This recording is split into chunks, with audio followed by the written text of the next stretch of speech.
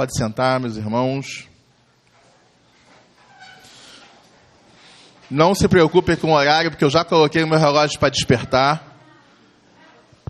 Eu não vou passar da hora, porque o relógio vai me avisar. Amém? O tema é complexo, a vontade é de falar por 3, 4 horas.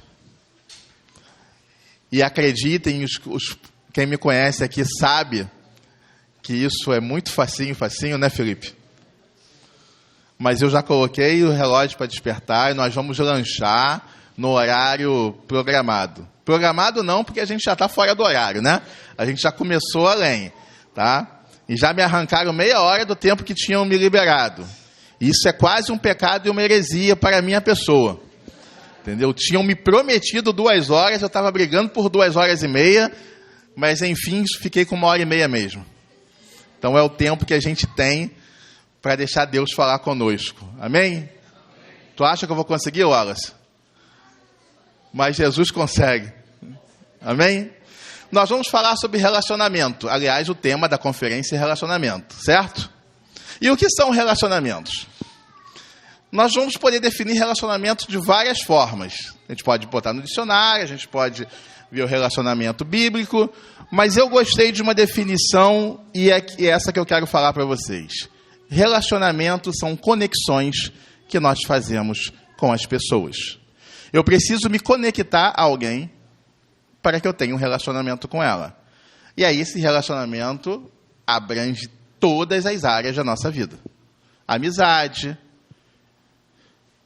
namoro, casamento, trabalho. Você tem um amigo de trabalho, você tem um amigo de conveniência, você tem o amigo que você vê de vez em quando, você tem o amigo que você, toda vez que está com problema, vai chorar no peito dele. Então, são conexões que você vai fazendo que são umas diferentes das outras. Mas primeiro você se conecta de alguma forma. E aí, a partir daí, você gera um relacionamento. Amém até aí? Amém. Cada uma dessas conexões, seja ela de amizade, namoro, trabalho ou casamento, tem como padrão Cristo. E aí, esse tem como padrão Cristo, eu quero dizer para você que deveria ter, pelo menos. Porque se tivesse, a gente nos livraria de vários problemas. Vou dar um exemplo para vocês. Quando eu me conecto com alguém a respeito de uma amizade, por exemplo, e aí a pessoa é minha amiga, e aí eu vou achar vários motivos para que essa pessoa seja minha amiga. Ela é legal, ela fala a mesma língua que eu, ela me entende, né? E aí eu vou achando motivos, ela tem a mesma idade, mais ou menos a mesma idade, a gente gosta das mesmas músicas, a gente gosta das mesmas roupas, a gente gosta de ir nos mesmos lugares, e aí eu baseei os meus motivos para que essa pessoa se torne minha amiga. Na maioria das vezes, é assim ou não? E aonde que Cristo entrou nesse negócio? Aí, por exemplo, essa pessoa não pode ter todos esses mesmos gostos que eu, mas ela, por exemplo, ser uma adoradora de Baal? Sim ou não? Ser um satanista? Sim ou não? A gente tem políticos, por exemplo, que são adoradores de Baal, mas que falam maravilhosamente bem, e algumas das ideias deles a gente até gosta. Sim ou não? Mas não serve para ser meu amigo. Meu amigo não pode, porque eu sou cristão e ele não é. Então, como que eu posso me tornar amigo de uma pessoa assim? E aí talvez você esteja falando assim, mas eu não tenho que orar por ela? Sim. Mas é diferente de ser amigo. Porque o amigo não é aquela pessoa que eu confio. Não é aquela pessoa que eu deposito confiança. Por exemplo, se eu tiver com um problema hoje, eu vou pedir para quem orar por mim? O meu amigo ou o meu inimigo? O amigo? E se o seu amigo for satanista, ele vai orar por você? Então é um relacionamento que não está baseado nos princípios de Cristo. Sim ou não? Mas eu tenho certeza que a maioria de nós já teve amigos nessa linha. Sim ou não? E a gente vai mudar isso hoje. Amém? A gente precisa mudar isso. Eu precisei romper muitas das minhas amizades quando eu me tornei cristão. E engraçado, eu rompi, mas eu falo com quase todos eles. Eu só não falo com os que não querem falar comigo. E aí eu não tenho culpa, né? O que posso fazer eu? Se eu falo com o Lucas e o Lucas não me responde. Mas com a maioria eu tenho acesso. Eu falo com eles. E todas as vezes que falo e que tenho oportunidade, falo de Deus. Mas eu não sou amigo deles mais. Não frequento a casa deles. Não sento para beber com eles. Não frequento as festinhas de aniversário dos filhos. Eles não me cobram isso. Não têm mais o direito de me cobrar. Porque não somos amigos. Somos apenas conhecidos. E é assim que o mundo precisa ser nosso. O mundo precisa ser nosso conhecido. O problema é que tem muito de nós que é amigo do mundo. E quando eu sou amigo do mundo, eu não quero largar, eu não posso decepcionar, eu tenho compromisso com o mundo. E muitas vezes o compromisso que eu tenho me afasta de Cristo. Já viu aquelas coisas assim, ó? É aniversário da filha da minha amiga de 15 anos. Acabei de acertar um montão de coração aqui agora. Aí eu vou falar assim, quem é essa amiga que eu nunca vi, gente? Eu te pastorei há 4 anos e eu nunca ouvi falar dessa amiga. Não, pastor, ela é do mundo. Mas é minha amiga de verdade. A filha dela faz 15 anos, eu não posso faltar. Que dia que é o aniversário mesmo? Domingo. Que horas? 7 horas da noite. E vai ter bebida à beça. E aí você vai. Você está vendo o que as amizades fazem? E você acha que você não está fazendo nada de errado. Apenas trocando Cristo por Baal. Só isso. Apenas priorizando as amizades que nada tem a ver com o reino, deixando de priorizar a Deus. O seu irmão primogênito, aquele com o qual você deveria ter o maior de todos os relacionamentos.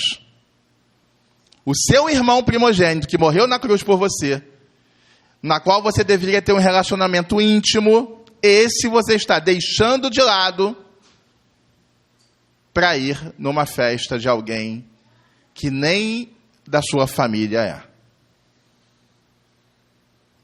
E eu estou falando aqui agora de família cristã, família do reino.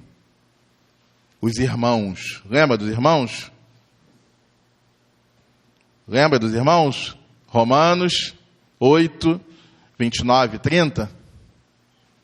Predestinado antes da fundação do mundo, para que fôssemos... Não conhecem? Uma família de muitos irmãos, onde Jesus Cristo é o primogênito. É para isso que você foi chamado. Amém?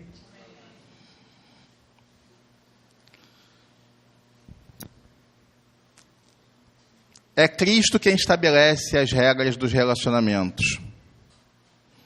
E se Cristo estabelece as regras, a gente vai precisar rever um monte dos nossos conceitos. E aí eu quero entrar na questão do namoro. Porque a gente vai precisar correr um pouquinho e a gente vai acelerar mesmo. Se é Cristo quem estabelece a regra do relacionamento, aonde que você vai encontrar na Bíblia que prova de amor no namoro é baseada em sexo? Não é isso que Deus fala. Mas Deus fala algo muito interessante a respeito do namoro.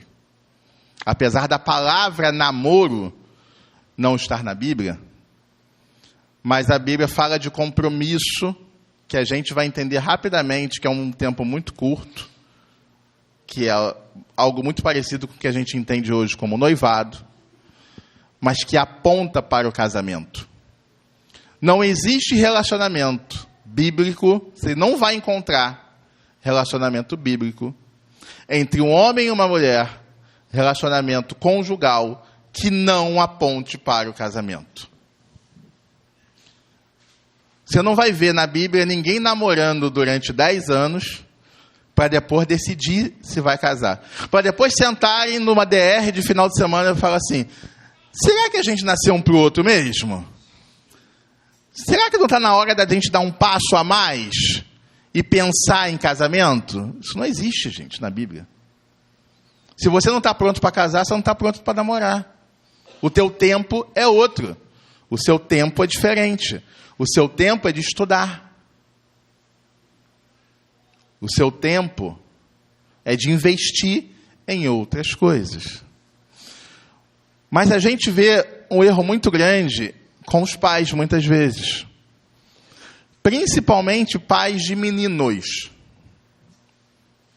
Porque o pai do menino, quando o menino chega com 15 anos, e o pai não vê o menino interessado por menina, por namoro, o pai começa a entrar em desespero, achando que se o filho dele com 15 anos não arrumar uma namorada, ele vai se tornar homossexual. E aí você começa a acelerar uma fase do seu filho que não deveria ter sido acelerada. E você começa a trazer legalidades para dentro da sua casa, porque você quebrou princípios e fez o seu filho se tornar um prostituto sem ele querer ser, porque você pressionou ele.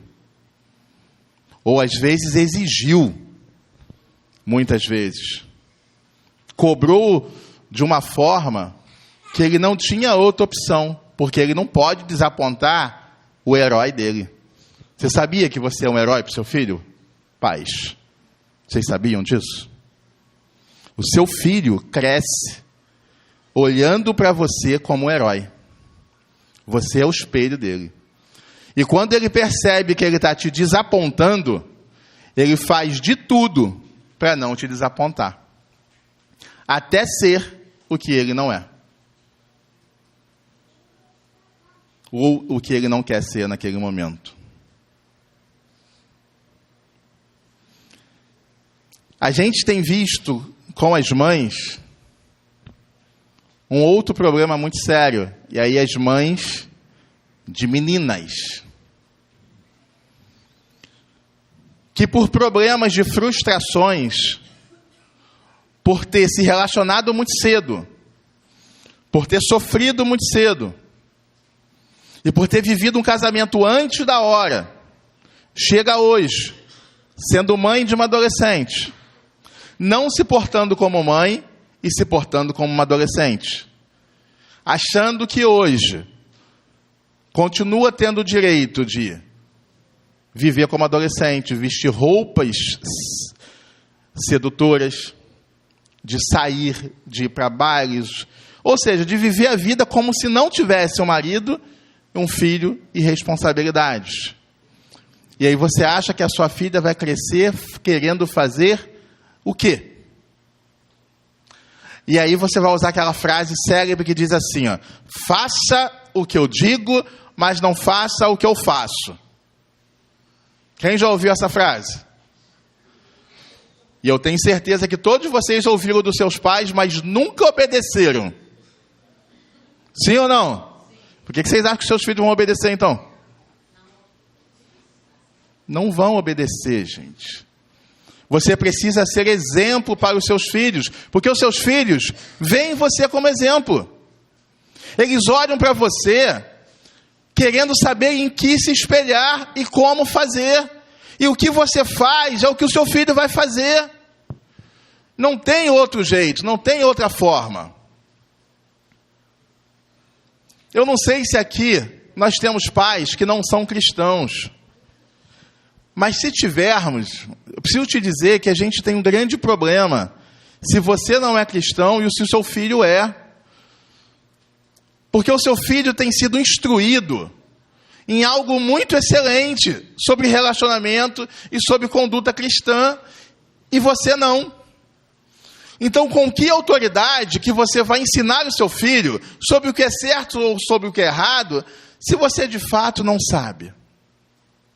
E o que eu quero te perguntar é, Se você tivesse tido a oportunidade de ter tomado caminhos diferentes no seu relacionamento, você tomaria ou você acha que tudo que você fez está certo?